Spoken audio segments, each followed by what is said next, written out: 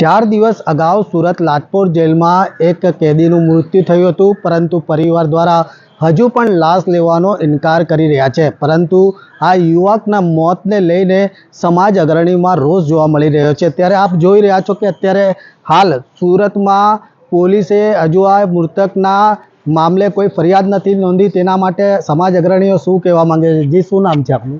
હું અમરેલીથી એડવોકેટ નવચેતનભાઈ પરમાર। ચેતનભાઈ, શાના માટે અત્યારે અહીંયા આવ્યા છો? આજે લાજપોર જેલમાં કસ્ટોડિયલ ડેથ થયું છે। એક યુવકને, અનુજાતિના યુવકને પોલીસ બાઇક ચોરીના કેસમાં ઉપાડી આવી છે। 31/7ના રોજ એને ઉપાડી આવી છે। એને ટ્રાન્સફર વોરંટથી ભરૂચ અને અલગ અલગ જગ્યાએ લઈ જવામાં આવ્યો છે અને 7 તારીખે એ યુવકનું જેલમાં મૃત્યુ થયું છે। પોલીસનું એવું કહેવું છે કે આ કુદરતી મૃત્યુ છે, પણ સીસીટીવી ફૂટેજ જે જેલના છે એની અંદર યુવકને માર માર્યો છે એવું બતાય છે। અને CRPCના અને BNSS નવો જે કાનૂન આવ્યો છે એની સેક્શન 53ના પ્રોવિઝન મુજબ એરેસ્ટેડ દરેક વ્યક્તિના, દરેક પર્સનના મેડિકલ ચેકઅપ કમ્પલસરી હોય છે। તો શા માટે મેડિકલ ચેકઅપ ના કર્યું? તો કોની બેદરકારી છે? અને કુદરતી મૃત્યુ હોય તો તમે આટલા દિવસથી, આજે 5મો દિવસથી લાશ રઝળી રહી છે। આ ગુજરાતની સરકાર સંવેદનશીલતા બતાવતી નથી, તો એની સંવેદનશીલતાને ઢંઢોળવા માટે ગુજરાતભરના અનુજાતિના સમાજના આગેવાનો અહીંયા સુરતમાં ઉમટી પડવાના છે અને ટૂંક સમયમાં જ અમે એના પરિવારને મળી અને ઉગ્ર આંદોલનની જાહેરાત કરવાના છીએ। હજુ લાશ પણ અહીં પડી છે પોસ્ટમોર્ટમ રૂમમાં, શું કહેવા માંગો છો?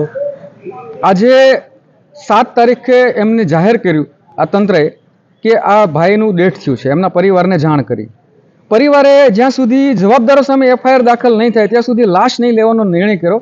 આજે એને 5મો દિવસ છે, એટલે માનવતા પણ શર્મસાર થઈ રહી છે। જી, શું નામ છે આપનું? મારું નામ વસંત ચાવડા છે।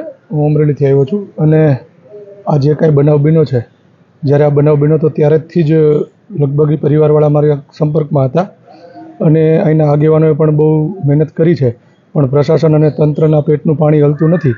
હાલ ત્યારે હું ગઈકાલે જ મેં જાહેરાત કરી હતી કે ભાઈ અમે આવીએ છીએ અને જરૂર પડશે તો ઉગ્ર આંદોલન કરશું।